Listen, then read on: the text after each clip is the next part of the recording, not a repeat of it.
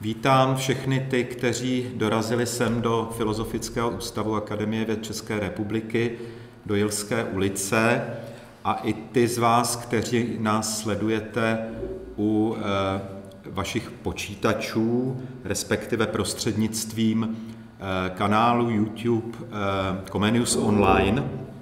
Vítám vás na veřejném čtení z nejrůznějších textů různého žánrového zaměření, které všechny spadají do první poloviny 17. století. To naše dnešní čtení totiž navazuje na workshop, který před chvílí skončil a který se nazýval Vícejazyčnost, komunikace a textové praxe v kontextu proměn českých zemí a exilu v letech 1620 až 1640. Jak název nasvědčuje, diskutovali jsme tady od rána problematiku užívání různých jazyků v různých textových útvarech, ale zvažovali jsme nebo diskutovali jsme i problematiku orální komunikace, a to zejména v kontextu dramatických změn, kterými procházely české země a jejich obyvatelstvo od 20. let do počátku 40. let 17. století, to jest v tom období, které tradičně je nazýváno v historiografii pobělohorským obdobím. A diskutovali jsme vlastně užívání jazyků v těch nejrůznějších textových a literárních útvarech, jak v kontextu exilu pobělohorského, tak v kontextu nové společenské, náboženské a politické situace vytvořené v českých zemích po těch dramatických změnách. Převážně se ty naše příspěvky a analýzy týkaly textů produkovaných učeneckým prostředím, ale došlo i na reflexi možností neučenecké komunikace. Ještě bych měl zmínit to, že jak workshop, tak toto veřejné čtení, které je určeno širší veřejnosti, se koná v rámci programu strategie AV21 Anatomie evropské společnosti, a v tom následujícím čtení vystoupí 7 účastníků toho a účastnic toho workshopu. A já vyjmenuji jenom stručně to pořadí, v jakém budeme číst oproti tomu, co jsme avizovali na tom kanále YouTube, je tam drobná změna. První bude mluvit Radmila Prchal-Pavlíčková, která přečte úryvek z pamětí Jana Jiřího Haranta z Polžic a Pezdružic. Jako druhá vystoupí Iva Lelková Kovaříčková, která přečte ukázku z korespondence Marka Marcího z Kronlandu. Třetí promluví Marta Vaculínová a přiblíží vám dopis Martina Nesélia vévodovi Augustovi. Jako čtvrtý bude číst úryvky z díla Samuela Virgy o Antikristu a kritiku jednoty bratrské Tomáš Havelka. Lenka Řezníková pak přečte úryvek z cestopisu Daniela Fetra Islandia a na závěr Matouš Jaluška se zahloubá do textu Komenského Truchlivého. Omlouvám se za to, že jsem všechny vyjmenoval tak telegraficky, jak ty jednotlivé čtoucí kolegy a kolegyně, tak a zapomněl jsem navíc na sebe. To je takový úděl toho, kdo uvádí. Takže ještě před Lenkou Řezníkovou vystoupí Vladimír Urbánek s pasáží z řádu jednoty bratrské. Omlouvám se.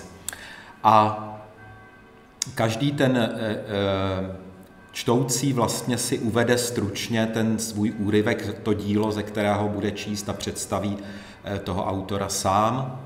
Takže moc děkuji a těším se na další čtení.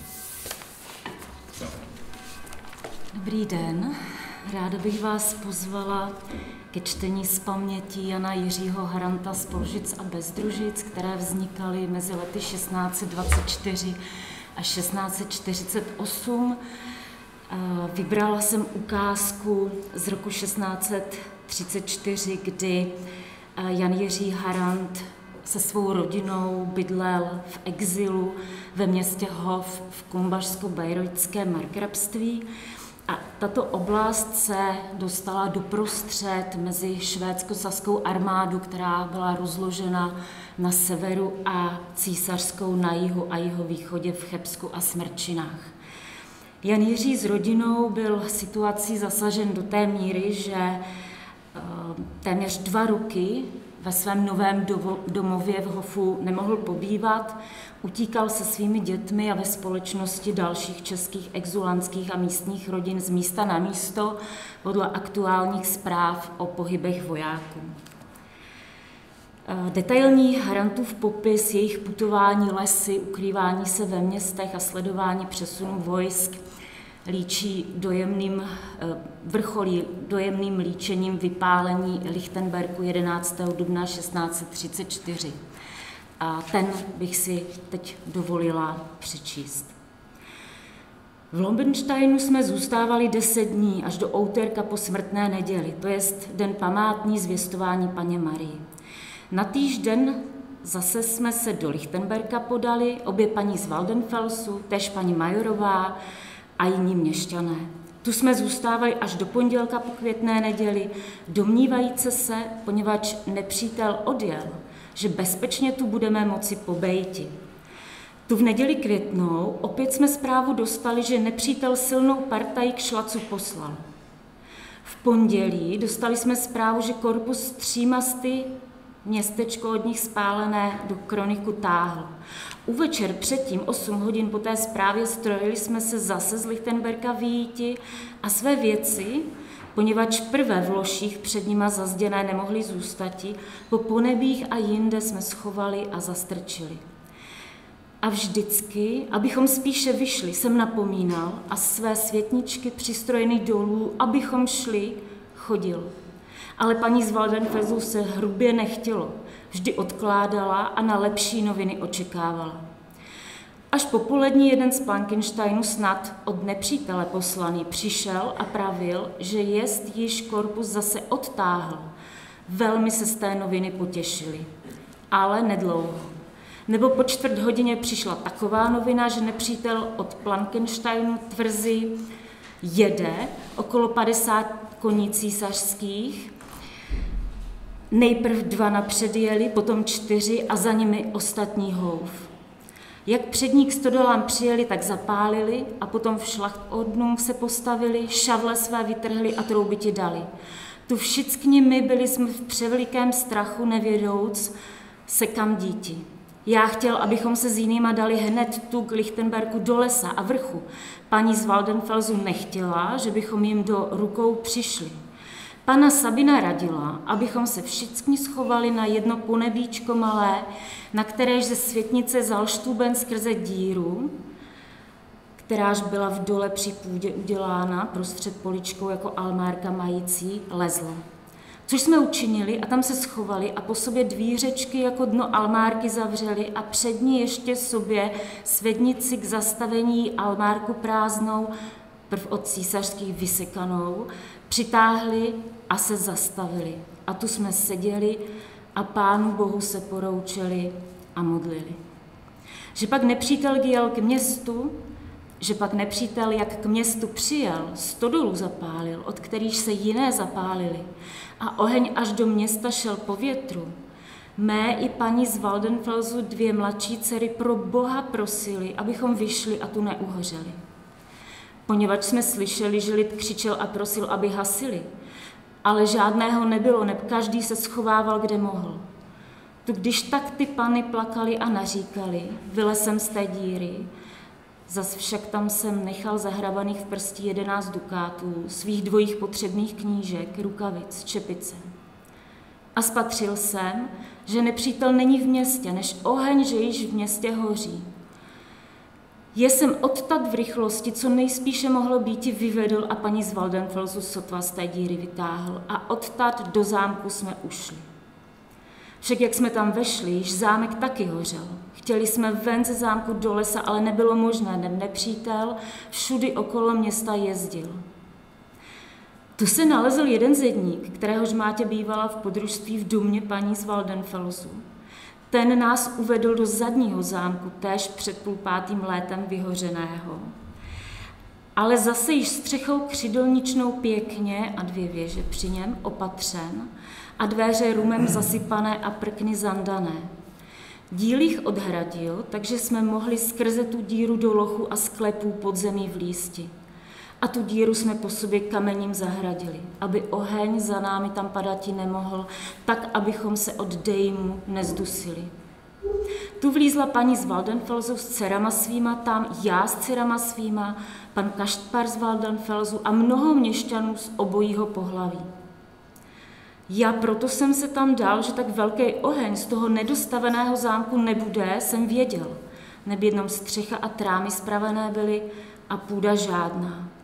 Tu jsme v jednom sklepu seděli, potom do druhého jsme šli a dveře za sebou zavřeli, že chvála Panu Bohu, tu jsme o žádném dejmu nic nevěděli. Děvečka moje se mnou a s dcerama mýma tam do těch sklepů vlísti nechtěla, s věcma některýma našima pravíc, že by se tam zadusila. Vně s jinýma zůstala a o málo chybělo, že vně zámku se nezadusila, neb drn, rejti, noži musili a do něho dýchati. Po odjedení těch paličů ty dveře zazděné v dole v lochu nám ten zedník prolomil, kterými jsme ven vyšli. Město Lichtenberg všecko zhořelo, zámek i s kostelem, paní z Waldenfelsu dům pěkně nákladně vystavěný, od gipsu stropy a pozdech velmi mistrovsky udělané. Mně zhořeli, co se mi po kradení šatů ložních zůstalo, všecky, cínové nádobí též všecko, kotel, knihy, 2 chodící šaty a jiné věci, též bílé šaty mé některé, dítek mých i děvečky mé, paní z Waldenfelsu všecky též jejich věci i ložní šaty. V celém městě nezůstala než jedna na zámku klenutá světnička, jiné všecko v rum a popel obráceno. Před branou zůstal dům jeden, i ten potom zapálili též. Děkuji za pozornost. Já budu pokračovat trošku z jiného soudku, možná trošku více optimisticky, protože vám přečtu 4 dopisy Jana Marka Marcího z této pěkné nové edice, která vyšla letos. A ty dopisy se budou týkat především způsobu, jakým se Jan Marek Marcí, známý český lékař, rektor univerzity a především polyhistor a učenec, snažil naučit arabsky ve své korespondenci s Athanásiem Kircherem a také co o cizích jazycích si napsal s dalším polyhistorem Juanem Karamoelem z Lobkovic. Tak. První dopis, který budu číst, Jan Marek Marcí Athanásiu Kircherovi 5. října 1641 z Prahy. Důstojný Otče v Kristu, pane a nejdražší z přátel, čekal jsem a čekal na knihu, po které jsem dlouho toužil a o které jsem se doslechl, že sem směřuje pod plně napjatými plachtami. Ale marně. Skoro bych si myslel, že buď byla zničena při ztroskotání, nebo uvízla v zahnutých pařátech harpí. Vyrozuměl jsem nicméně, že exemplář zaslaný císařské výsosti se jí líbil, stejně taky ostatním šťastnějším než já, kteří jej četli.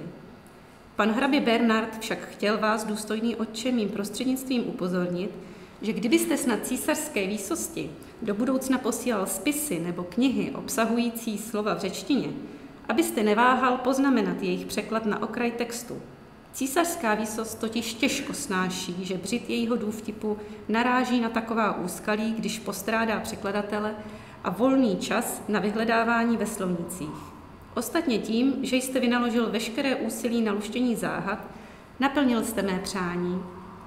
Ačkoliv jsem doufal, že před nimi má přednost vydání onoho koptsko-arabského slovníku. Velice po něm toužím. jelikož mou mysl zachvátila mocným plamenem touha naučit se arabštinu, alespoň ve stáří. Však nemám žádné učitele, ani příležitost k učení, čehož velice lituji. A třeba, že těžce nesu, že vás zdržují, důstojný otče. Při tak užitečném a božském díle přece nemohu zadržet vzmach svého ducha a nepožádat vás o vskutku drobnou informaci. Dosud jsem se nazpaměť naučil základy arabštiny, Pietra Metoscity, a nedávno jsem si začal opisovat a memorovat Ravelingenův arabský slovník, takže doufám, že během 1 roku si ho dokážu zapamatovat celý. V postupu mi však brání slova uváděná bez punktací, vokalizačních znamének, takzvaných charakat. A dále to, že neznám znění některých hlásek. Zdá se mi také, že mezi Kristéniem a Metoscitou jsou rozdíly, takže nevím, kterému z nich mám důvěřovat. Žádám tedy vás, důstojný otče, abyste mi v této temnotě zažehl pochodeň a stručně mě informoval, kterou metodou mám bezpečně a účelně postupovat. Kromě toho vás prosím, račte někoho pověřit, aby zjistil, zda je v Římě k dispozici arabsko-latinský Avicena a za jakou cenu. Modlím se tímto listem, aby vám byl Bůh nápomocen v započatém díle a sebe horlivě odevzdávám vaší náklonnosti. Tak, další dopis. Jan Marek Marcí Kircherovi 25. března 1642 z Prahy do Říma. Důstojný otče v Kristu, pane a úctyhodný příteli a tak dále. Dostal jsem popis průzkumu řeky Amazonky a přečetl jsem jej s mimořádným potěšením. Tato četba však ve mně vzbudila žízeň po dalším, podrobnějším popisu. Bylo by věru politování-hodné, kdyby důstojný otec Cristobal de Acuña připravil sám sebe o plod tak namáhavého úsilí a všechny vzdělance o sdílení oněch děl Boha a přírody, jeho služebnice, které pozoroval na oné směle podniknuté cestě do Chile. Tomuto cestopisu dávám přednost před cestopisem Benedikta Goeze a přeji si, aby byly pro nás vypsány nejen divy oné země, ale den pod ní i jeho namáhavá činnost. Kéž by se nalezl někdo podobný tomuto otci, kdo by se odvážil podniknout totéž v jižní zemi. Nabývám totiž přesvědčení, že ony nesčetné kmeny směřující k věčnému zatracení nemohou být objevovány nikým jiným než zbožnými muži planoucími křesťanskou horlivostí. Ovšem i vy, důstojnosti, tomu můžete být významně nápomocen. Jednak skrze uvedeného otce Akuňu, jednak prostřednictvím dalších, kteří by katolického krále přesvědčili o potřebnosti této záležitosti. Vždyť španělský cestovatel po všech oněch končinách Pedro Fernández de Queiroz slibuje kromě šíření křesťanství a nesmrtelné slávy bohatství větší než ze všech Indií a Číny. Tolik tedy k přání, které je společné mně i všem ostatním. Přecházím ke své vlastní záležitosti. Jsem velice sužován nedostatkem latinsko-arabských knih. S jejichž pomocí bych podle vaší rady, poučení důstojný otče, mohl v tomto jazyce činit pokroky. Po vyzkoušení všech možností jsem se dostal k žalmům biskupa z Nébia a Kristéniovu 2. Avicenovu kánonu medicíny, spolu s knížkou arabských modliteb. Tyto knihy jsou však pro začátečníka málo užitečné. Prosím vás tedy, důstojný otče, abyste mi ráčil co nejdříve zaslat nějakou takovou knihu a předat ji generálnímu prokurátorovi řádu karmelitánů, jehož přičiněním ji získám, jak je zřejmé z lístku připojeného k tomuto dopisu. Obstaral bych si sice z Belgie nějaké latinsko-arabské autory, ale nevím, o které bych měl požádat, aby mi náhodou nebyly málo platní. Ráčil byste mi tedy sepsat některé ze zmíněných autorů? V ostatním se odevzdávám do přízně a milosti vaší důstojnosti. Zůstávám zcela oddaný. Třetí dopis. Znovu Marcího dopis Kircherovi z 6. prosince 1642 z Prahy do Říma. Důstojný otče v Kristu, pane a spřátel nejúctyhodnější. Obdržel jsem 2 dopisy, jeden psaný latinsky, druhý arabsky, který mi byl velice vítaný a kterému jsem správně porozuměl. Zapůsobili na mě různě. Z toho, že jste se uzdravil a že se zcela věnujete onomu Bohem vnuknutému dílu, přerušenému tolika způsoby, mám velkou radost. Je mi však velice líto, že vydání koptsko-arabského slovníku bylo přerušeno kvůli nečekaným válkám v Itálii. Onen dobrý muž nemusel mít Tady jenom napovím, že jde o ještě pravděpodobně o války o Castro, nedaleko od Říma, kde vlastně proti sobě bojovala papežská strana se Sdružením městských států, takže to nebyla žádná velká válka. Onen dobrý muž nemusel mít pochyby, zda dojde k rozebrání výtisku, když tak velké očekávání a dychtivost vyvolali již prodromus ohlášení tohoto spisu. Nevěřím rovněž, že války v Itálii budou trvat dlouho a jakoby bez konce, neboť byly zahájeny nerozvážně, z pouhé podezřívavosti a strachu a snad skončí při smrti jednoho člověka. Proto mám ve zvyku říkat, že tento oheň je jen hořícím strništěm. Avšak války v naší Germánii jsou ohněm živeným uhlím z pradávných hercinských dubů a byly promyšleny dlouho předem a jejich cíl je tak obtížně dosažitelný, že představují hrozbu, že obec muslimů zničí církev. Je div, že zde neotevřou oči ti, kteří jsou u kormidla. Co se týče vaší rady ohledně studia arabštiny, abych cvičil čtení i bez vyznačených vokálů, dělám to tak a již jsem podruhé přečetl Avicenův kánon medicíny. A bez větších obtíží jsem porozuměl významu i bez vyznačených vokálů. Váhal jsem však u případů, kdy se určité vokály vyskytují bez přesných pravidel a pouze podle zvyku. Zdálo se mi, že jejich znalost nelze získat odinut, než z knih s vokalizačními značkami. Kdyby k tomu ovšem dává nejlepší příležitost Korán. Erpenius sice slibuje slovník s vyznačením všech vokálů, avšak nevím, zda je vydán. Mám sice více exemplářů Koránu, ale pouze v arabštině a nedokázal jsem si přes veškeré možné úsilí opatřit jeho latinský exemplář. Nepochybuji však o tom, že je k dispozici v Římě, protože tam byl přeložen. Byl bych mimořádně vděčný, kdybyste mi ho po částech poslal přiložený k dopisům, počínaje prvními listy. Pokud jde o Avicenu, prosím, abyste mi ráčil dát zprávu, které vydání je lepší, zda římské, benátské, nebo zda kromě nich snad neexistuje nějaké novější vydání a za jakou cenu je v Římě na prodej. Zde ho totiž scháním marně. A přece se bez něj nemohu obejít. Jeho příjemnost jsem poprvé okusil teprve při druhém čtení. Při prvním čtení jsem si totiž div nezoufal kvůli podivné nelibozvučnosti pro uši přivyklé latině. Avšak silou zvyku a cviku lze všechno zvládnout. Arabština se mi nyní skutečně stala velmi příjemnou a v nočních temnotách po ní prahnu stále více a více. Budete-li tedy mít chuť vložit mi do dopisu něco v arabštině, bude to pro mě sladší než med. Buďte zdrav, nejšťastnější a mě nejmilejší ze všech přátel. A poslední dopis je dopis jiného autora, tentokrát polyhistora Juana Karamuela z Lobkovic, Janu Markovi Marcí 26. června 1644 ze Špíru do Prahy. Ten má i stručné shrnutí na začátku. Nejslavnějšímu svému pánu Janu Marku Marcí zasílám mnoho pozdravů do Prahy. Jsou Aziaté a Afričané barbaři? Mají mezi sebou učence? Veškeré věštecké umění nazývají astrologií. Kvůli odlišnosti jejich jazyka postrádáme jejich knihy a oni ty naše. Předkládá se otázka o semeni. Co je semeno?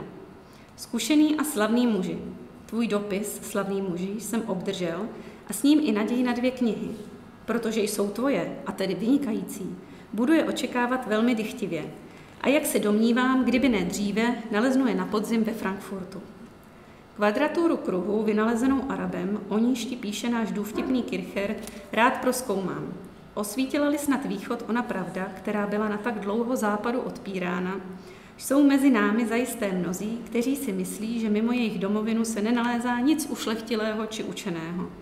A ty, kteří neuvažují po jejich způsobu, vinou vlastní nevědomosti, považují za neučené. Berbérii, vznešenou část Afriky, nazývají barbárií, Ázii nemoudrou a Sofií, Perzii nevědomou nescí. A přece, podle mého názoru neprávem, neboť i tamní lidé mají rozumového ducha, jehož horlivě pěstují, být jiným způsobem než my. Fadrik de Toledo, který již dovršil své dny naplněné vítězstvími, měl kdysi v Madridu v úctě jednoho zajatce, zběhlého v mohamedánské teologii, jenž vystudoval v Damašku, jak sám říkal. Když si během 2. měsíce troufl na španělštinu, velice často jsem s ním rozmlouval. Byl to muž starší, 50 let, dobře vzdělaný ve filozofii, nadprůměrně znalý astronomie a skutečně skvělý ve věštění z hvězd. Geomantii nazýval astrologií bodů, chiromantii astrologií čar, fyziognomii astrologií očí, věštění losem astrologií osudu, horoskopy astrologií přírody, výběr nejvhodnější doby astrologií umění. V teologii byl natolik zběhlý, že byl schopen u nás až zázračně důkladně a přesně představovat všechny kontroverze učení o jediném Bohu. Připouštěl indiferenci svobody rozhodování. Dovedl skloubit neomylnost předvědění a neschopnost vůle odporovat tomuto předvědění se svobodou rozhodování a hovořit o líbezné predestinaci, jež by jednajícímu neukládala nutnost. Připouštěl existenci andělů, ovšem tělesných, sestávajících ze vzdušné matérie a dělitelné lidské duše. Zběžné povědomí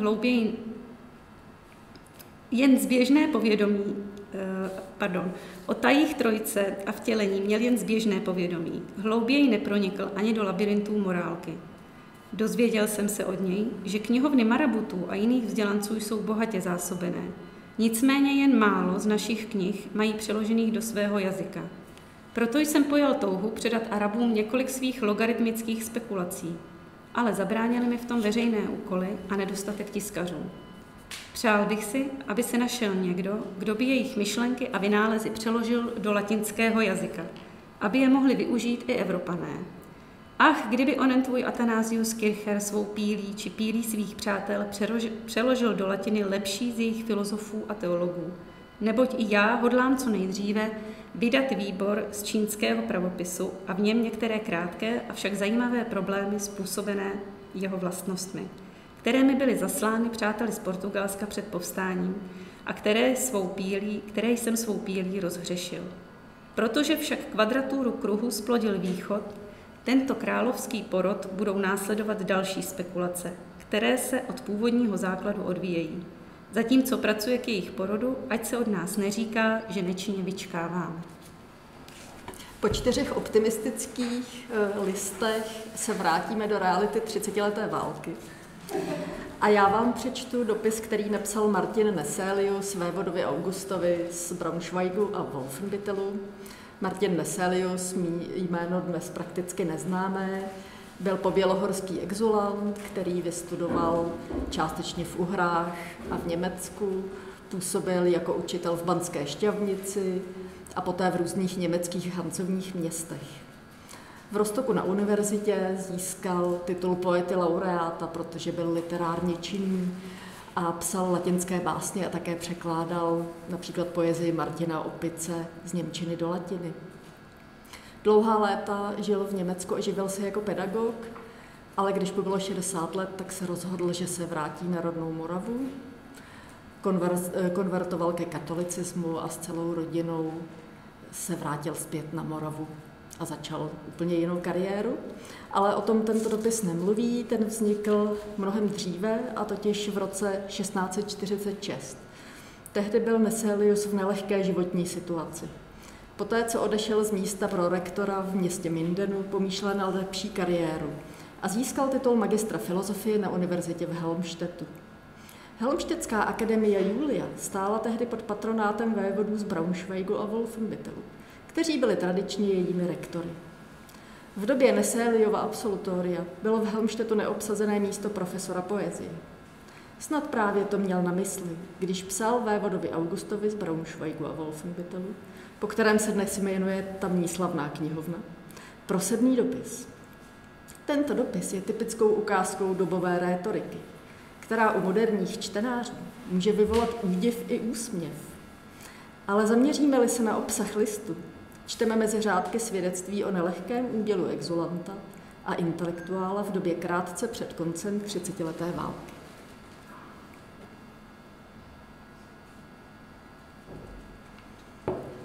Nejjasnější. Mezi smrtelníky nežil dosud nikdo, kdo by si mohl nárokovat všechnu moudrost a znalost všech postupů, jak soustavně a správně budovat životní dráhu, k čemu se přiklonit jako k prospěšnému a čemu se vzepřít jako nepřátelskému. Dnešní doba je zahalena hustými mraky, i proto, že Bůh, jenž je znalcem věcí budoucích, na nás seslal mlhavou noc. Nemám v úmyslu znepokojeně pátrat po příčinách této věci, jež by mohly být snad dostatečně přesně a vhodně pojmenovány. Vrcholem lidské moudrosti a její nejvyšší dokonalostí je, mám-li pravdu říci, sladké spočinutí ve vůli Boží, jež nám vždy velmi pečlivě radí v našich záležitostech a úmyslech. Ona je přídí i zádí všech našich věcí. Tohle jsem chtěl zmínit na úplném začátku svého psaní, v samotném úvodu, abych si získal pozornost, vytyčil a vyšlapal cestu k přístavu svého života, na níž jakoby ukazoval a směřoval prst tvé jasnosti. Dosud jsem byl spíše míčem v rukou štěstěny, která mě postupem času vláčela různými bouřemi. Všimněte si, jak v tom textu přechází od rétorických pasáží k různým životopisným podrobnostem ze svého života. Nyní právě nastane ta životopisná část. Již brzy uplyne 10. rok od té doby, kdy jsem přijal závazné pozvání od městské rady v Ilcenu, ač jsem s ničím takovým nepočítal.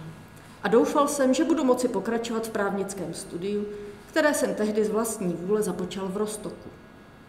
Ale ve 3. roce jsem na radu vlivných příznivců studium přerušil a sklonil jsem ší pod jihem učitelského povolání. Při působení na tom místě se boží prozřetelností stalo, že jsem byl poutem manželským svázán s nejctihodnější dcerou ilcenského lékárníka a nebe mi z ní poté dopřálo k mému velkému obohacení a radosti 2 mužské potomky. Tehdy jsem napsal a vydal kromě mnoha jiných děl, zejména panégyrik, věnovaný s největší ponížeností tvé nejjasnější výsosti. Ne, že bych snad měl takovou důvěru ve vlastní nadání a tak mocnou výmluvnost, ale spíše proto, abych se tímto způsobem u tvé nejjasnější výsosti dobře zapsal a vyjádřil svou nejponíženější poslušnost a svrchovanou úctu tvému nejjasnějšímu domu. Často jsem litoval, že mě, člověku plazícímu se v prachu, chybí ta pomoc, kterou jsou vybaveni jiní, kteří by mohli být v podobné situaci úspěšní. A ačkoliv se jim nevyrovnám nadáním, účinností a vzděláním, přece za nimi nezaostávám v tom, podle čeho se mají lidé posuzovat, totiž v motivaci a dobrém úmyslu.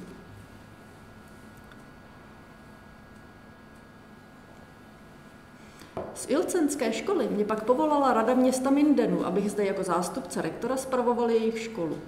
S mnohem větším platem, než měli moji předchůdci. Tento svůj úděl jsem podle svých sil obdělával a zveleboval více než 4 roky. Skromnost mi brání říci, že jsem přitom s velkou péčí nejen smáčel chlapecký věk svých žáků ve výtažku obou literatur, ale přímo jsem jim ho napouštěl. Snaha konat svěřenou práci co nejusilovněji a nejlépe je mým nejsladším průvodcem a nejjasnějším potěšením.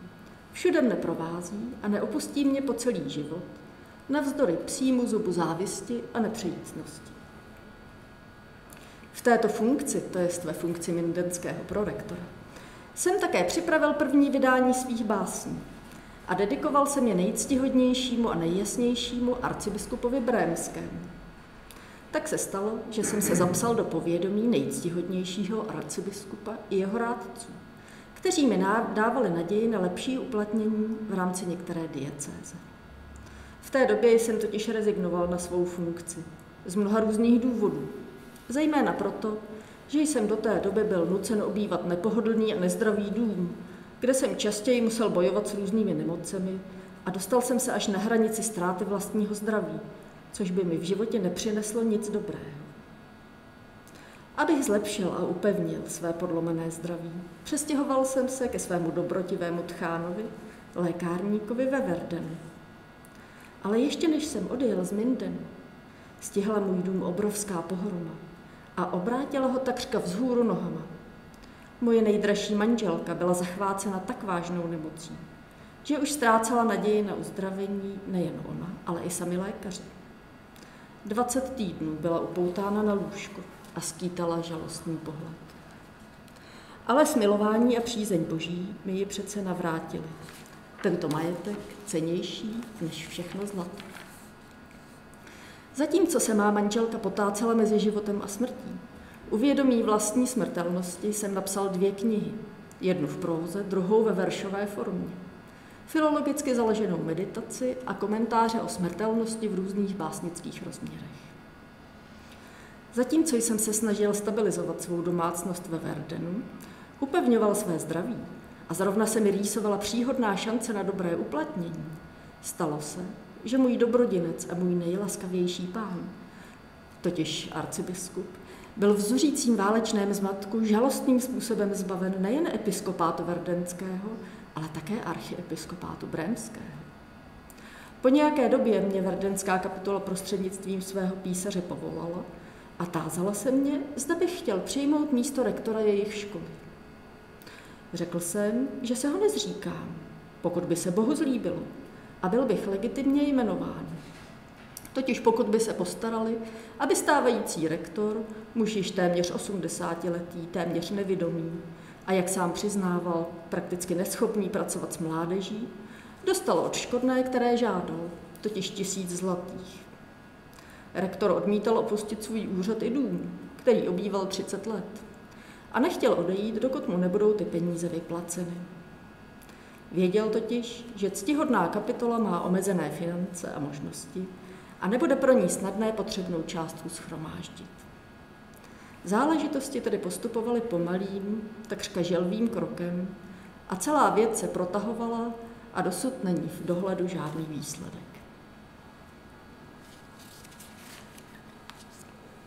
V tomto zmateném a nejistém stavu věcí nechci utrácet čas planými nadějemi, zvláště když každý den hrozí nebezpečí, že město bude obleženo a vypleněno nepřátelskými vojáky.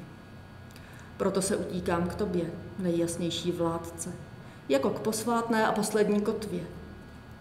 A od tebe jediného žádám podporu ve své nedobré situaci. Ty mi můžeš pomoci, přispět a prospět, v zájmu své přirozené a mnohokrát potvrzené náklonnosti k umění a literatuře, kterou uctívám a pěstuji i já. Tobě nabízím svou nejponíženější poslušnost, svou píli, své nadání, jakkoliv slabé a neplodné, svou práci, svou víru a konečně s nejponíženější úctou jako poddaného i sebe sama. Využij, nejjasnější vládce, schopnosti tvého nejoddanějšího služebníka, jakkoliv se ti zlíbí. Svatosvatě slibuji, že mi k vykonávání jakéhokoliv úkolu nikdy nebude chybět pečlivost, píle a věrnost. Ať už se tvojí výsosti zlíbí dát mi jakoukoliv funkci, nebo mi svěřit akademickou pozici. Věz, že budu stále ochotný a připravený plnit tvé příkazy. Nemohu samozřejmě vznášet velké nároky, ačkoliv již od útlého mládí obcuji každodenně s můzami a s příznými nervy jsem vytvořil mnohá básnická a rétorická díla. Z děl, jejichž část nyní úctivě kladu k nohám tvé jasnosti, je možné mnoho pochopit. Ochotně a rád ponechávám rozhodnutí o svém budoucím osudu, pokud si je zasloužím, jedině na tvé vladařské milosti, která mi může jakoby otevřít dveře. Je v tvých rukou, nejjasnější vládce, zda tohoto člověka umístíš v chrámu většího bohatství a cti, nebo ho ponecháš uvázaného v příbytku nouze a chudoby. Vykonám, strpím a snesu všechno, co tvá laskavost tomuto smrtelníkovi uloží. Svědkem mé ochoty a věčné oddanosti budiš tento dopis.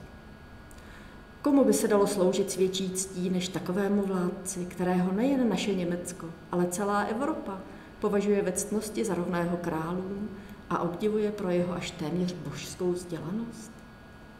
Buď zdráva radosti a zázraku světa, buď zdráva ozdobo Německa, chloubo literatury a ochránce učených. Buď zdráv, můj sloupe a oporu. Ať ti Bůh dopřeje zůstat takový, jaký jsi, slavný pilíř náboženství, výhonek a kmen. Ať tě zachová pro blaho smrtelníků co nejdéle zdravého a při síle a obohatí o naše roky ty tvé. A tady na tom místě v závěru cituje Vergiliovu Eneidu a dopřeje ti vidět syny synů a ty, kteří se zrodili z nich. Psáno ve Wolfenbittelu ve Spěchu 19. srpna roku 1646. Tvé nejjasnější výsosti, v nejhlubší poníženosti a oddanosti, tvůj oddaný Martin Neselius, korunovaný císařský básník. Dobrý večer. Ve dvou ukázkách, které přečtu já, se ocitneme v napjaté myšlenkové atmosféře první třetiny 17. století, kdy kolovaly rukopisy vysvětlující a hledající možnosti řešení těch obtížných konfesijních a politických a náboženských střetů, se kterými si tehdejší lidé v střední Evropě potýkali. Jedním z lidí, kteří byli přímými účastníky těchto diskusí, byl kalvínský kazatel Samuel Virga. O jehož jméně jste asi neslyšeli a je to pochopitelné, protože o něm vlastně je obecně velmi málo známo. Byl synem Daniela Virgy, kazatele na Jižní Moravě, studoval někde v Německu, tam byl ordinován a od roku 1600 se také zapojil do duchovní správy. V roce 1602 ho zastihujeme v hostině na Olomoucku, v letech 1603 a 1604 je přítomen v Uherském Ostrově, respektive Uherském Ostrohu. Potom se musel po událostech Bílé hory uchýlit do exilu, ovšem neodešel mimo území Českého království, zůstal zřejmě z největší pravděpodobností v Jesenném u Vysokého nad Jizerou, kde roku 1630 zemřel. Já budu číst dvě ukázky z jeho díla. První bude vyprávění nebo teologické pojednání, kousek teologického pojednání o přítomnosti Antikrista. Je to text, který Virga sepsal v roce 1603. Já ho ovšem budu číst z opisu z roku 1630. Virga v něm hledá, kdo je Antikrist. Na začátku předkládá dvě teze o Antikristu východním, kterým jsou Turci, a o Antikristu západním, kterým je papež. Důkazům, že papež je pravý Antikrist, potom věnuje zbytek spisu. Já přečtu jednu ukázku z pasáže, kde proti sobě dává argumenty. Argumenty protestantské strany, vyjímané z Bible. Já budu vynechávat velmi četné biblické odkazy. A proti tomu staví už bez biblických odkazů argumenty papežské, které vyvrací a prokazuje, že papež je tím pravým Antikristem. Máť pak ten Antikrist seděti v chrámě Božím, to jest v církvi, čímž se míní jeho panství. Skrze chrám nemíní se chrám jeruzalemský, dávno zbořený, a který nikdá povstati nemá podle proroctví, aneb nějaké jiné stavení, ale církev, která jest chrám a dům Boží. A tak se rozumí, že Antikrist moc a panství obecně sobě v církvi Boží osobovati bude. A zjevně Krista nezapří, ale pod zástěrou učení o Kristu hroznou bezbožnost uvede. A že má trvati až do skonání světa. Že pak má v posledních časech zjeven býti a království jeho kázáním evangelium zemdleno. Podobně kde se vypisuje, že 3 andělé, to jest 3 učitelové, k zjevení Antikrista zřízení jsou. K nimž přistupují i jiní 2, když se ukazuje, že mnozí stavové a knížata římská od té nevěstky odstoupí a ji trestati budou. A ačkoliv všech časů někteří báti se měli, kterých se nadporučení, modlářství a porušenosti antikristové stavěli, však v tomto posledním času světa zvláštním darem Božím z moci antikristový hojněji lidé vysvobozeni býti mají skrze lidi, duchem Eliášovým a Enochovým obdařeni, kteří učení Kristovo na světlo vynésti měli a Antikrista velice trápiti. A tak v posledním příští Kristovu ten zjevený Antikrist má vyvrácen, zkažen a na věčné zatracení od slán býti. A ačkoliv království Antikristovo skrze kázání evangelium má zemdleno a počátkách a krajinách zbořeno a otrháno býti, avšak vždycky nějaký způsob jeho trvati bude, až do skonání světa. A teprve v Kristovu příští k soudu konec vezme. Toto jest pravdivé vypsání Antikrista. A toho vypsání světlé a patrné stvrzení z písma svatého. Papeženci pak chtějí nám Antikrista vypisovat i takto. Antikrist, ten veliký, jest člověk jedinký a zvláštní, který pojítí má z pokolení dán a obřezán býti, jehož Židé za Mesiáše přijmou, a ten 3/4 léta toliko v Jeruzalémě královati bude vztekle, kteréhož nahoře Olivecké chtícího v nebe vstoupiti Kristus zamorduje. Ale to svých básní a ne svědectví svatého písma mluví. Potom na církve slovem božím osvícené outok činí řkouce, není vědomé, kdy ten Antikrist veliký přijíti má, tehdy ještě nikdy nepřišel. Zástěru dále bráti chtí takovou. Evangelium má kázáno býti prvé po všem světě, než on přijde. Království římské před jeho příchodem docela má vyvráceno a zkaženo býti. Prvé přijíti má Eliáš a Enoch, bojovati mají s ním a on je zbije. Ceremonie všecky pod zástěrou náboženství, že přestati mají, a jeho příchod, že má býti před samým skonáním světa.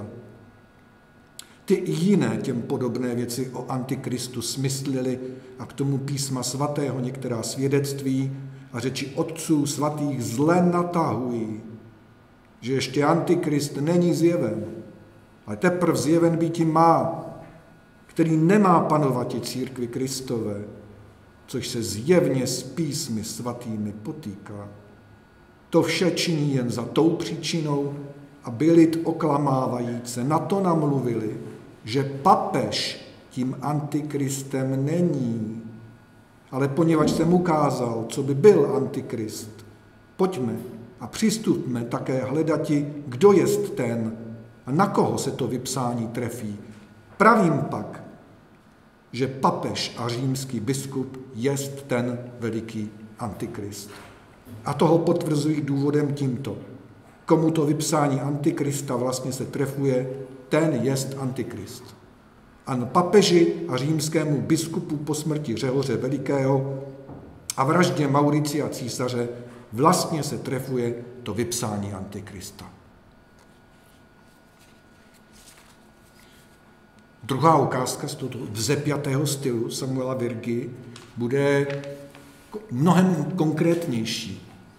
Ona se týká sporu, do kterého se kolem roku 1600 dostal Samuel Virga s českými bratry z okolí Uherského Brodu, konkrétně s českým bratrem Janem Albínem. Na jehož spis rozdíl mezi kněžími pod obojí způsobou a službami jejich reagoval. A vytiskl, to je jeden z mála tisků, který se po Virgovi zachoval, vytiskl knihu Dostatečná a potřebná obrana řádného vyvolení, povolání a potvrzení hodných osob k úřadu kněžskému, která je přímou polemikou nejenom s Albínem, ale i s jinými členy protestantského tábora, konkrétně s valdenskými, a ještě s jedním českým bratrem, mnohem významnějším, než byl Jan Albín, a tím byl Jan Blahoslav. V té ukázce, kterou budu číst, bude polemizovat Virga s tvrzeními, které Jan Blahoslav uvedl ve svém Naučení hospodáři. A vytýká mu, že učení českých bratří, které se honosí velkou ušlechtilostí a nezištností, takové ve skutečnosti vůbec není.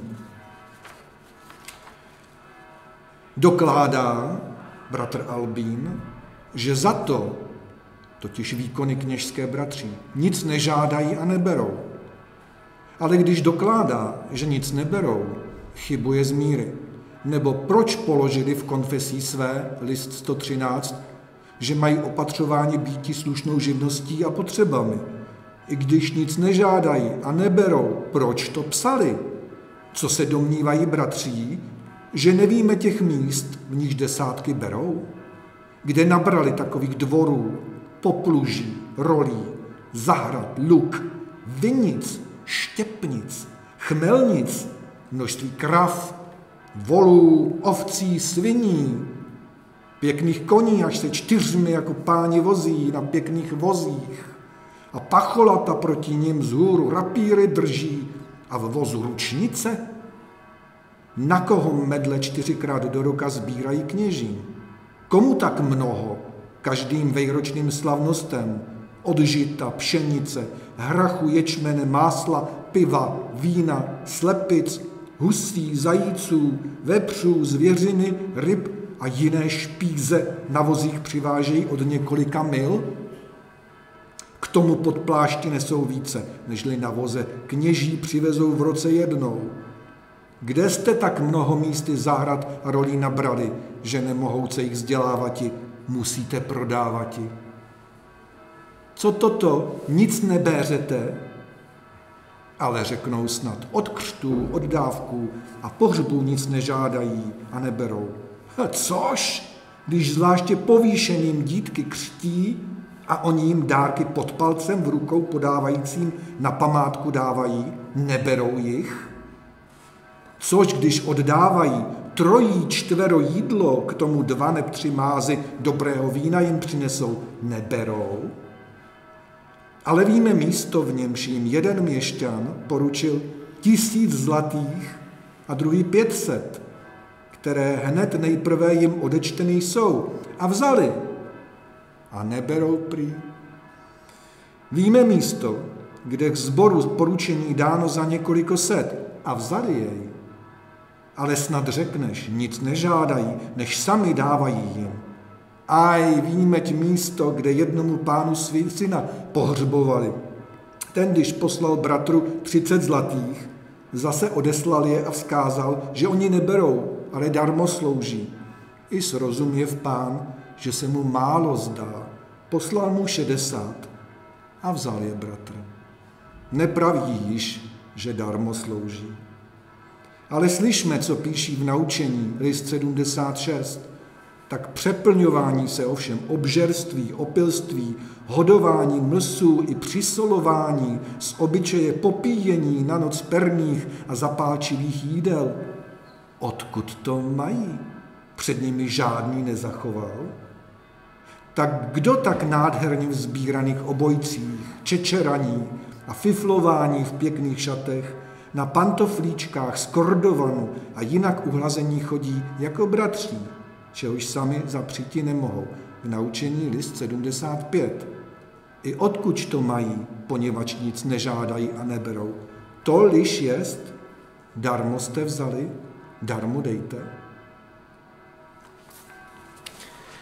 Ještě jednou dobrý podvečer. Dnes se tady snažíme prostřednictvím nejrůznějších textů a nejrůznějších žánrů, ať už se jedná o korespondenci nebo o cestopis, paměti, konfesijní polemiku, dialog. Snažíme se ohledávat především ta těžká léta 20. a 30., která následovala po počátku 30leté války a po bělohorském zvratu, který byl velmi významný nejenom v českém kontextu, ale i ve středoevropském kontextu. Já jsem si vybral pro svou ukázku úryvek z církevního řádu Jednoty bratrské, respektive z jeho předmluvy.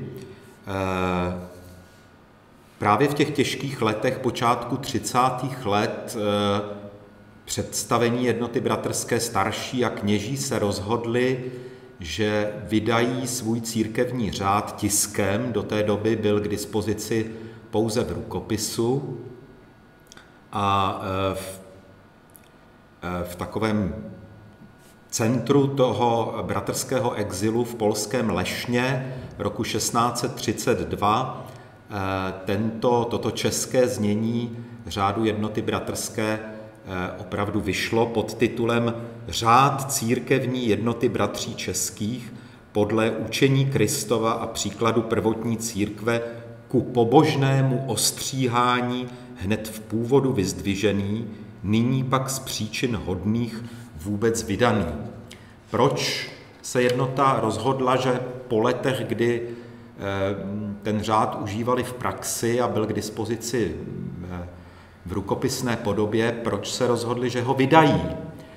Badatelé se domnívají, že to bylo v souvislosti s vzrůstajícími nadějemi na návrat do vlasti, které byly spojené na počátku 30.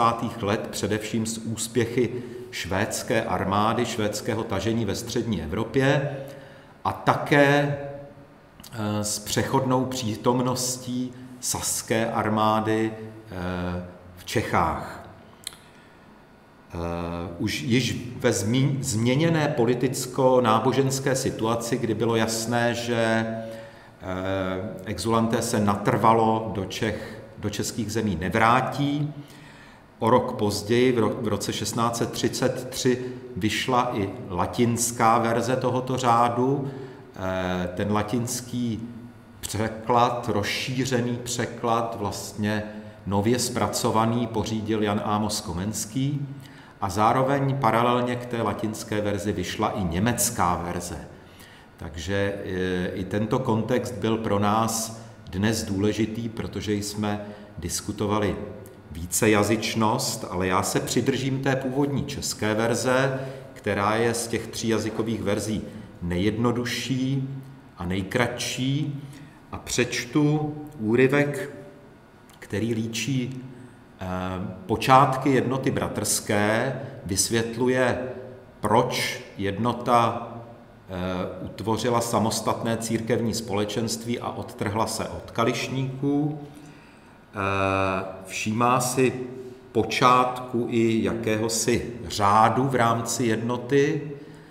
Zmiňuje se o nástupu evropské reformace Martina Luthera a dospívá až do poloviny 16. století do období první velké krize, kdy po porážce prvního stavovského povstání český král Ferdinand I. Habsburský vykázal jednotu z Čech a po roce 1648 si musela hledat první exilová útočiště v polsko-litevském státu. A nyní už text oné ukázky. Ještě snad zmíním, že čtu z tohoto velmi ohmataného svazku, což je edice řádu jednoty ve veškerých spisech Jana Amose Komenského, vydaných už, tento svazek vyšel v roce 1912, péčí Josefa Theodora Millera a Jana V. Nováka. A nyní už tedy k textu. Předmluva. Není neznámé z historií pobožní čtenáři, že ačkoliv před 200 lety skrze mistra Jana Husa a Jeronýma Pražského v národu českém Pán Bůh pravdu svou z antikristových temností jasně na světlo vyvozovati byl začal, lstmi však nepřátelskými Čechové zase uloveni a ku poslušenství stolice římské na sněmě bazilejském léta 1433 přivedeni byli, takže kalicha užívání toliko sobě vymínivše, ve všem jiném zase ku papeži přistoupili. Čehož když se nejedněm pobožným a osvíceným mužům slitovalo, že se rozsvícené světlo zase pod gbelec stavěti má, rozhorlivše se v Bohu, oddělili se i od té kališné strany a sobě sami řád církevní vyzdvihše, obzvláštně obnovenou církví neb jednotou učinění jsou. Nebo je k tomu vedl rozkaz Boží, vyjděte z Babylona, lidé můj, abyste neobcovali hříchům jeho. Jde o citát ze Zjevení, z knihy Zjevení, 18. kapitola, 4. verš. A opět, vyjděte z prostředku jejich, oddělte se, praví Pán, a nečistého se nedotýkejte, a já přijmu vás. 2. epištola Korinským, 6. kapitola, 17. verš. Kteréžto oddělení, jak pobožně, rozvážlivě, s vroucími po mnoho let modlitbami dálo se a jak přepracně ti gruntové zakládání byly, o tom historia jednoty svědčí. Připomínati toho pro krátkost nyní nelze. To zřejmé jest, že ta pobožných lidí hrstka, mezi nimiž mnozí byli muži osvícení, všelijakého povolání, až i z urozených a učených někteří, i kněží římského svěcení, vlastní a praví Husovi učedlníci a následovníci byli. Avšak když sobě titul husitů kališní byli osobili, a tito také proti Ducha Svatého zápovědi od lidí se titulovati nežádali, jmenovali sebe ve spolek milým tím a na křesťany nejpřípadnějším jménem bratří. Poněvadž i Kristus učedlníky své tak jmenovati začal, když řekl, vy pak všichni bratří jste. Matoušovo evangelium, 23. kapitola, 8. verš. I apoštolé tak své posluchače nazývali. V knihách pak svých ohled majíce na základ pře mistra Jana Husa, že zákon Kristů dostatečný jest k spravování církve rytěřující bez přidávání a přimíšení zákonů lidských a umíni vše na tom základu státi a jeho neustupovati, nýbrž obmýšlejíce, aby i potomkové to stále v paměti měli, podpisovali se bratří zákona Kristova. A že řád slušný mezi sebou k ostříhání u víře a lásce jednomyslnosti vyzdvižený měli, nazvali tu společnost svou jednotou bratrskou, jakž se dodnes jmenuje. Ačkoliv pak na ně hned v počátcích i potom nemalá pokušení přicházela, nebo je nepřátelé titulem pighartů hyzdili, tak mnoho však Pán Bůh buď milosti jim uvrchností dával, že jich zlým lidem kvůli tříbyti nedopouštěli, aneb ochrany při nich dokazoval, že kteří se na vyhlazení jich vydávali, sami divnými božími soudy potíráni byli. Že pak fary a kostely všudy buď Římané neb kališní drželi, oni obzvláštní sobě domy a k službám božím místka, staročeským vlastním jménem sbory je nazývajíce, vyzdvihovati musili. Kterémuž svému dílu bez ramene světského konanému tak požehnal Pán Bůh, že čím více nepřátelé zastaviti je usilovali, tím více rostlo. Nalezáme zajisté v pamětech, že okolo léta 1500 do 200 sborů v Čechách a v Moravě měli, až do času, v kterémž Bůh i nad německou zemí se smilovav, doktora Lutera vzbudil a krajinám říše svíci evangelium svého také rozsvítil.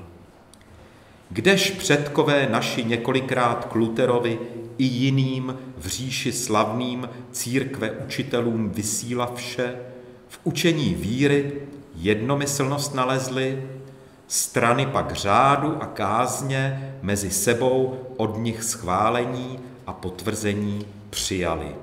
Jakž listové jejich k jednotě o tom svědčí.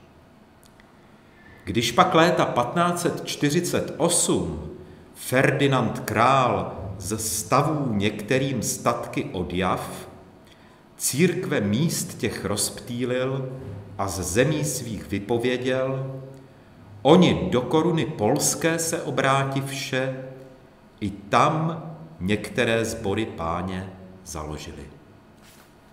Tolik úryvek z předmluvy a já bych rád pozval na další čtení Lenku Řezníkovou. Děkuji.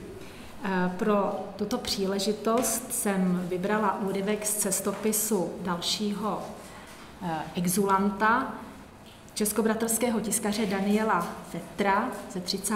let 17. století, ve kterém popisuje svoji cestu na Island. Důvodem, který mě vedl k této volbě, nebylo jenom to, že tento spis má několik jazykových mutací, ale také to, že tento text se tak trochu vymyká obvyklým představám o exilové tvorbě členů jednoty bratrské, nepůsobí jako text, který vznikl v nějaké krizové situaci nebo v reakci na politické a náboženské zvraty, na obtíže spojené s exilem. Je to vcelku civilní cestopis, který svými kořeny sahá do předbělohorského období. Jistě nelze vyloučit, že sepsat vzpomínky na dobrodružnou cestu z mládí bylo pro autora způsobem úniku, jakousi terapií. V každém případě je to ale text, který doplňuje a rozšiřuje žánrové spektrum exilové literatury, jak jsme zvyklí o ní přemýšlet. O životě Daniela Vettera toho nevíme mnoho, pocházel z českobratrské rodiny a studoval na univerzitě v Heidelbergu, kde byl zapsán v letech 1618 a 19.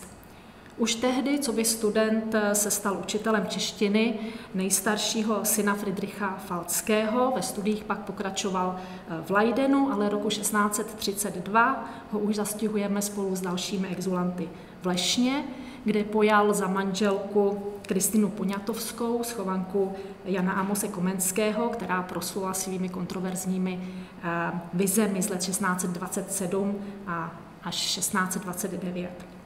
V Lešně převzal Daniel Vetter bratrskou tiskárnu a řadu let zde působil jako její správce. Po zkáze Lešna se uchýlil do Slezského břehu, kde vzniklo nové středisko českých exulantů. Na sklonku života v roce 1633 se stal konseniorem jednoty a to je také poslední zmínka, kterou o něm činí dobové prameny. Předpokládá se, že cestu na Island podnikl Daniel Vetter v roce 1613, tedy v poměrně mladém věku. To je totiž datum, které zmiňuje česká verze cestopisu. Účel cesty zůstává nejasný, nezmiňuje se o něm ani text, ani žádný jiný dobový pramen. Plavbu vykonal Vetter pravděpodobně na některé z Hanzovních lodí spolu se svým spolubratrem, moravským knězem Janem Salmonem. Spis o své cestě sepsal Vetter až s odstupem počátkem 30. let 17. století. V první části líčí plavbu a svůj pobyt na ostrově, ve druhé podává systematický popis ostrova. Nejstarší vydání je polské, pochází z roku 1638 a z téhož roku pochází patrně i český rukopis. V roce 1640 následovalo vydání německé a první české vydání bylo pořízeno v roce 1673. Já přečtu úryvek z první části, která popisuje plavbu a předsadím jí ještě kratičký úryvek z toho polského vydání. Do łaskawego i chrześcijańskiego czytelnika przemówa. Opisanie to krótkie wyspy Islandii, mając na próżbę i radość niektórych zacznie urodzonych osób i panów i przyjaciół mnie wielce łaskawych na światło podać, za słuszną rzecz być rozumiał, żebym wprzód zmiankę niejako uczynił o naszejszym w tę drogę na ten wysep Islandii wyprawie, potem o naszym tam zmieszkaniu, aż nawet i o powróceniu się zaś, o czym wszystkim króciutko powiedziawszy, do rzeczy samej, to jest do opisania tej wyspy, przystąpię. Upřímnému a křesťanskému čtenáři pozdravení. Moje vypsání toto krátké o ostrově Islandu na žádost některých urozených lidí, pánů a přátel, vzácně milých, na světlo vydati, soudil jsem za hodné, abych především zmínku nějakou učinil o našem na tuto cestu do ostrovu Islandu vypravení, v němž se zdržování a z něho se zase navrácení. O čemž krátce něco oznámíc, potom dále k věci přistoupím. Na cestu tuto do ostrovu Islandu vypravili jsme se ze slavného města říšského Brému v Dolních Sasích při řece Veseře 14 mil od moře ležícího.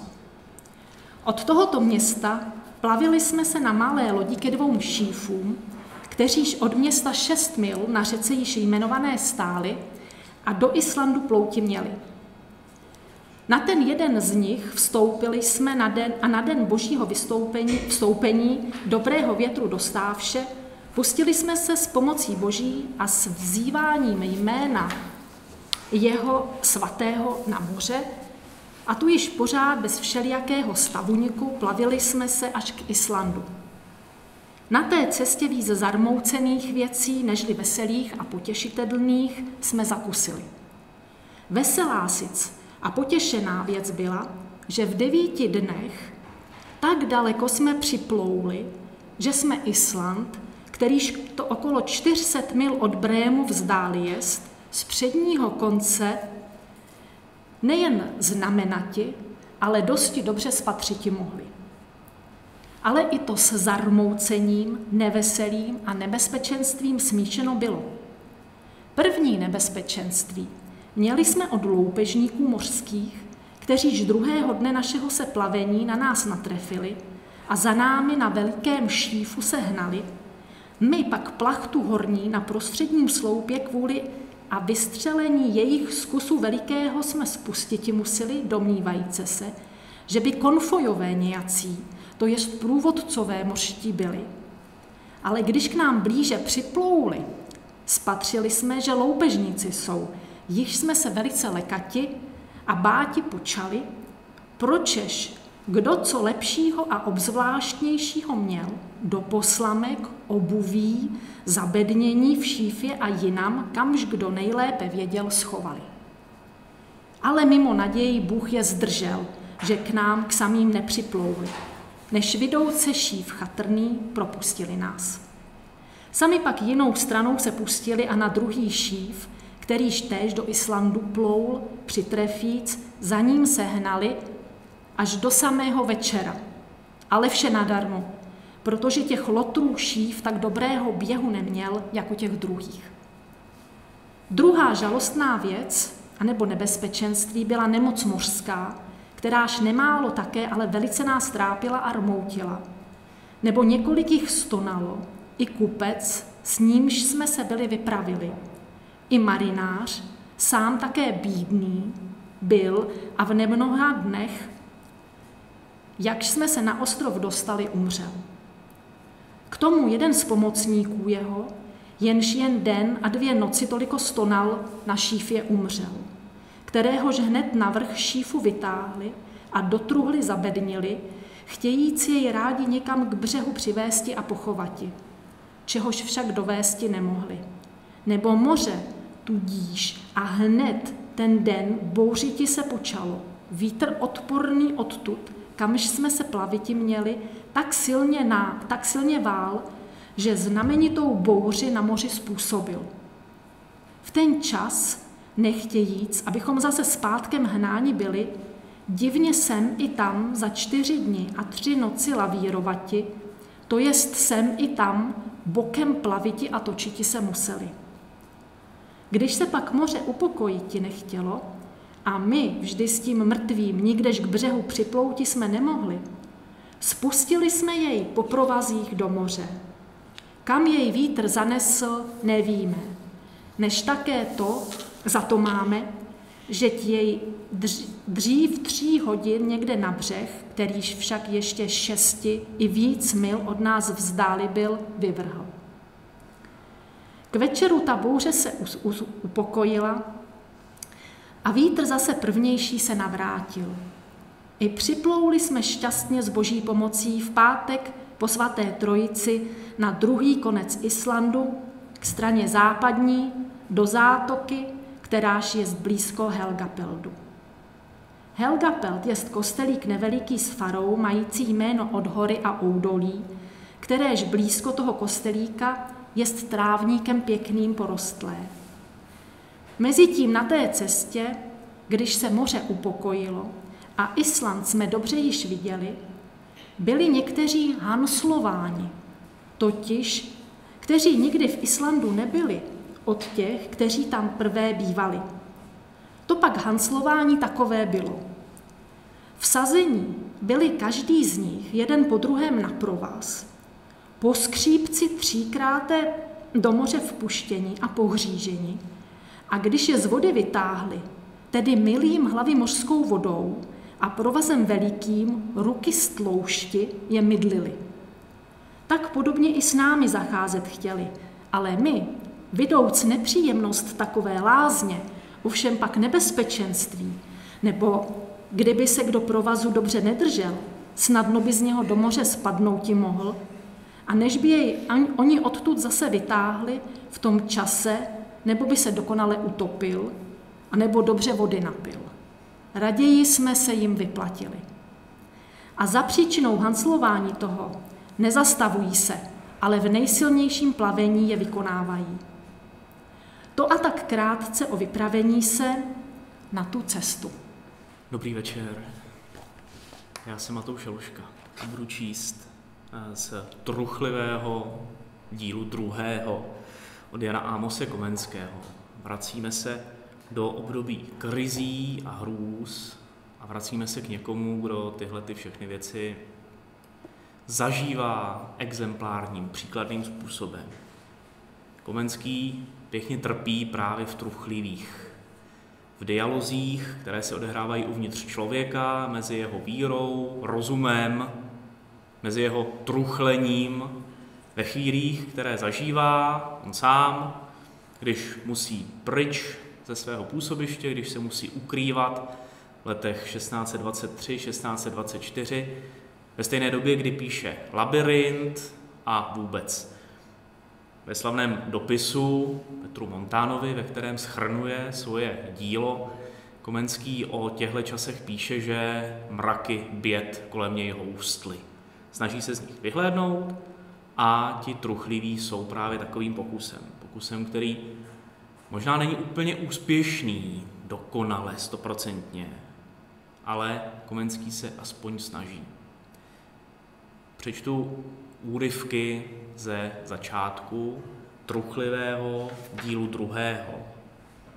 Truchlivého druhý díl, to jest rány obnovující a jitřící se v člověku tesknosti, včas dlouho trvajících božích metel a těžkostí, kdež tělo déle již být snášeti se spěčuje a tesklení jeho, ačkoliv rozum osvícený, zahnáti všelijak se snažuje, nemůže však.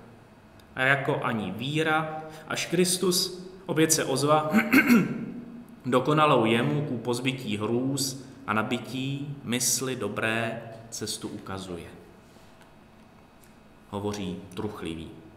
Ach, ouvech, běda mě, což se to pak děje? Zdališ se pak pod námi již ta země podvrátí, či ten svět zahyne, či co pak s námi nešťastnými bude? Rozum. Což to nového? Opět liš se k netrpělivosti a k naříkání navracíš? Truchlivý.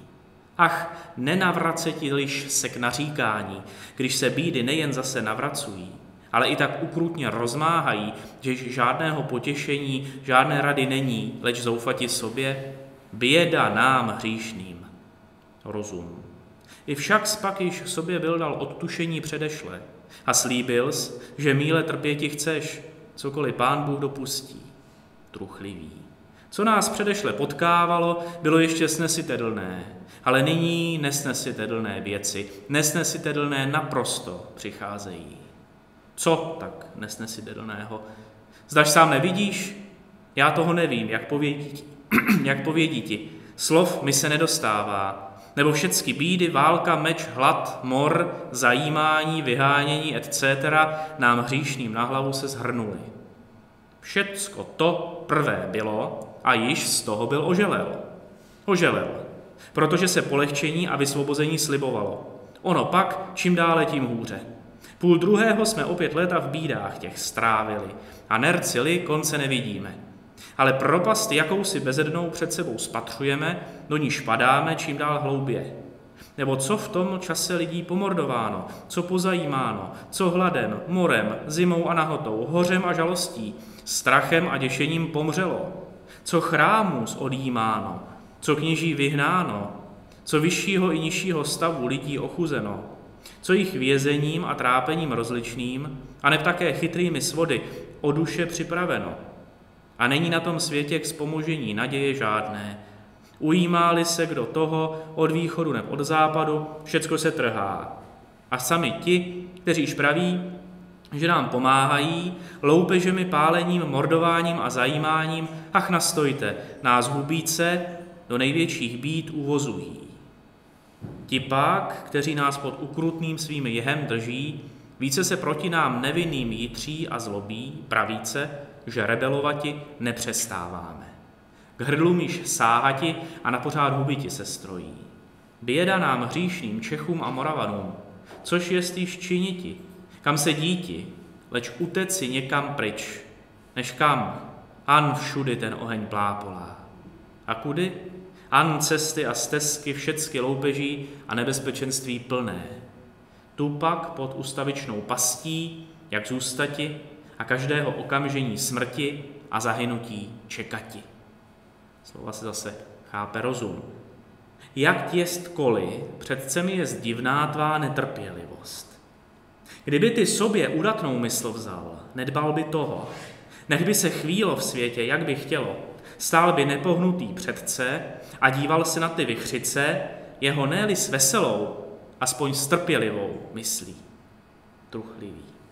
Slyšel jsem prvé již i to tvé mudrování, i jiná troštování. Ale věz, že já již rozumím, že k trpělivosti napomínati a trpěti není jedno a též. A tak mnoho již zkušení vím, že když na jednoho těžkost opravdová dolehne, i udatnost ho pomine. Rozum. Nemusí být i opravdová udatnost, která se zvykla ti dá, nebo to jest ctnost, věř mi, v níž kdyby ty se jednou dobře ustanovil, by vlast tvá nejen se pohybovala, ale i podvracela. Ty by nepohnutě stál, žádného okolo sebe blízkání, hřímání, přívalů, krupobytí, nýbrž by se nebe z zemí mísilo, nic nedbaje. Tak bych špalek býti musil, a ne člověk. Ne špalek, ale člověk. Člověk totiž rozumný, bídy své lehoučce nésti umějící. Kdyby mne samého bída byla, snad bych i já lehčeji nesl. Ale že pak hrozné tyto neřesti celé vlasti a církve se dotýkají, to jest, čehož zažíti nemohu, bolestiti a upěti musím. Nehněvej se, můj milý, že se tě zeptám, opravdu-li pravíš, že pro vlast a církev se tak trápíš. A opravdu ty se na to ptáš, či mne zbědovaného tak vysmíváš? Já opravdu. Nebo vím jistotně, že se tu šalba a faleš provodí a mnozí bolest svou za obecnou vydávají. Ona jejich vlastní a domácí bude. Slibnáš jsou slova, truchlým nad vlastí. Ale jdou-li z srdce, přihlédnou ti potřebí.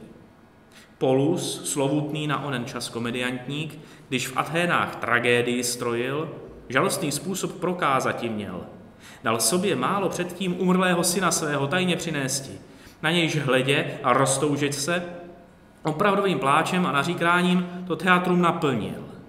A podobně činíte vy na pořád téměř. Svého dobrého toužíte a obecným to jménem přikrýváte. Vyjde-li kdy v městě oheň, udělá se pokřik, zbíhají se chromí, téměř i slepí, hasiti chtějí všichni. Proč? No pro milostli vlasti? Zeptej se každého, najdeš, že se každý o svou chalupu bojí. Buď, že již hoří, anebo že by se k ní dohořeti mohlo. A jako když hrom na někoho udeří, rána na jednoho padá, strach na okolostojící všecky. Tak v válce, moru a jiných těch neřestech každý, jehož se nedotýká, leká se, protože se každý za svou kůži bojí. Nebo pověz mi medle, proč, když se o válce nebo moru v Ázii nebo Africe slyší, neděsíš se? Když v Čechách a Moravě drkoceš, křičíš, naříkáš, rukama lomíš. Proč to, medle, jestliže veřejné zhouby pokolení svého pláčeš? Toto jest má vlast, ne onino vzdálené krajiny. No, tady tudy výjdem, i zdali nejsou na témž okršelku světa, s tebou pod touž oblohou bydlící, či koliko z těch okolo tebe honů, toliko pátria bude. O, ne tak, okršlek země a kdekoliv lidé z též krve pošlí bydlí, vlast jest. Než že ty jménem vlasti blízké toliko své pohodlí a nepohodlí přistíráš. Můj milý, kdyby se ti to někdo zaručil, že přes všecku tuto válku tvá chalupa, rolí, peníze a cokoliv máš, i s tebou v pokoji zůstane. Ty jen, aby se bezpečně na všecko díval, také-li by tak jako nyní bolestil, co mlčíš, odpovídejš. Mně se zdá, že také. Těžceť, věřím, ale nechť, do svědomí nesáhám. To vím jistotně, že by se lidé našli, kteříž by nejen nebolestili, a nebrž s chutí na cizím neštěstí oči by pásli. Ta jest přirozená lidská převrácenost a mezi tím by i truchlil, věř mi, že by mírnější truchlost byla než takto. Postav mi medle člověka, kterýž by se na břehu mořském stoje na troskotající se lodí a potopující se lidi díval. Zvíš, že sic lítosti ti bude, ale ne bez jakési zdívadla toho líbosti, protože cizí nebezpečenství vidí bez svého. Ale dej ho mezi ně na tu tonoucí lodí a platí, že v sobě jinačejší truchlost ucítí. A protož toto nejprv pravím. Neupřímně s Bohem i lidmi vy naříkavci zacházíte, svého nepohodlí pod jménem vlasti a církve oplakávajíce. O jiných nevím, ale o sobě tvrditi smím, že lituji. A litovati budu vlasti své přemilé. Bych pak 1000 mil odtud byl a v nebezpečenství jejím žádného nebezpečenství neměl. Aniž mne namluvíš, abych za pověru měl tu částku země, kde zrozen a vychován jsem, známé, přáteli a příbuzné mám, nad jiné milovati. Nepřejít žádné krajině by ona z druhé strany světa byla, Bůh mi svědek jest, nic podobného. Ale poněvadž mi to, co se tam děje, v očích není a jsou neznámí moji, co div, že se pro ně tak netroudí. Trouditi se pro vlast nezapovídá se, než tak se nepokojiti. Nebo jiné jest být čitelnu býti a jiné trápiti se, jiné slzeti a jiné nemírně naříkati, jiné teskliti a jiné zoufati, jak ty chceš. A když se pak bídy tak rozmnožují, že již ani slov, ani slz se nedostává a proti nim ani rady, ani naděje nestačuje, nedíval bych se na ně, ale kam oči díti. Nepřipouštěl bych k srdci, ale jak srdce zatvrditi, když rána na ránu, bolest na bolest přichází. O sobě já pravím, že bych se někdy rád za mořem viděl a ještě raději někdy do té země zakopati dal, jen aby se jednou již, aspoň nešťastnému tomu životu, konec učinil. Kdyby ty tobě moudře počínal, člověče, nebylo by toho potřebí. Kdyby jmenovitě bedlivě rozjímal, že všechny tyto zlé věci od přemoudrého Boha pocházejí a obyčejné jsou všemu světu a jsou užitečné a ne příliš těžké, mohl by té, o níž jsem prvé zmínku učinil, udatnosti nabíti. Jakož kdyby mě trošičku o těch věcech mluvícího poslechnouti chtěl, mám za to, že by tě ta škodlivá a zbytečná tesknost pominula. Nesmýšlím, nebo jsem již řečňování těch a troštů syt. Avšak hereš, prav, co chceš. Nejprve, prosím, věříš-li, ač vím, že věříš, že Bůh jest. Bůh pravím, věčná, neobsáhlá, neskonalá bytnost. Všecko sama sebou vyplňující, všecko prostupující, všecko spatřující, všecko všemohoucností svou zdržující, všecko vůlí svou, cožkoliv na okršlku oblohy, na oblacích, na zemi, v propastech a kdekoliv jest a neb se děje, řídící. To zajisté velebnost božství jeho se sebou nese, aby v správě měla všecka díla svá. Tomu bytnost všech tvorů chce, aby řízením božím stály, poněvadž žádné síly, žádné moci, žádného díla, žádného hnutí není, krom od něho. Protože bytnosti není žádné, krom od něho. Aniž mu co obtížností a neprostržitosti přináší tato věci velikost a rozličnost. Pouští zajisté věčná ta světlost, na všecky strany paprslky své a jedním a týmž bleskem všecky hlubokosti nebe, země, moře i pekla spolu pronikající. Nejen přítomná jest všemu, ale i sama všecko řídí. Jakž vtipně a moudře Aristoteles vysvědčil pravě. Quod in navi gubernator, in curu auriga, in choro praecentor, in urbe lex, in exercitu imperator, it in orbe deus est. Hoc tantum discrimine, quod illis quidem laboriosus sum regimen anxium et exercitum est. Deo autem sine dolore, aut labore se junctumque ab omni corporis nisu. To jest, co prý jest na lodi marinář, na voze vozataj, mezi zpěváky kantor, v městě právo, v vojště generál, to jest v světě Bůh. S tím toliko rozdílem, že o němno zpráva jejich s prací, nesnadností a roztržitostí přichází, Bohu pak bez těžkosti, bez práce a bez všelikého tělesného namáhání. Rozum klade truchlivému před oči pořád takovéhle obrazy. Obrazy mocného Boha, obrazy jasného, nutného osudu, obrazy, kterým se člověk musí podřídit.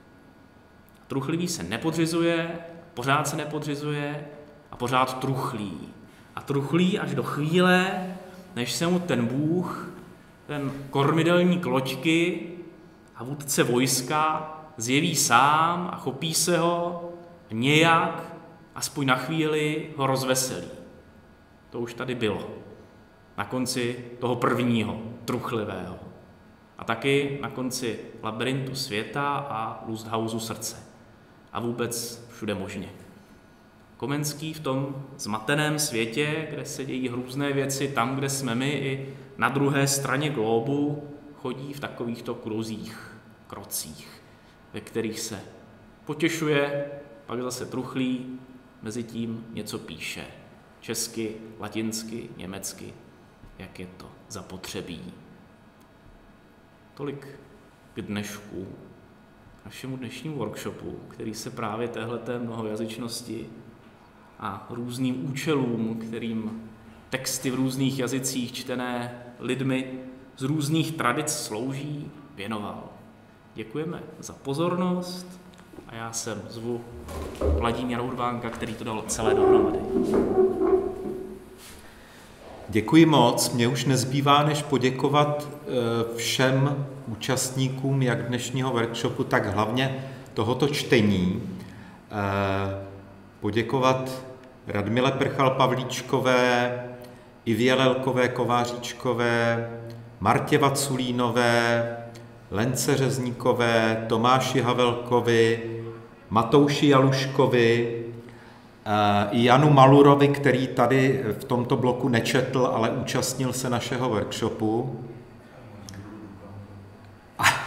A děkuju taky všem, kteří jste nás sledovali, které, jak doufáme, ty staré texty ze 17. století nějakým způsobem zaujaly a oslovily. Zachovejte nám přízeň.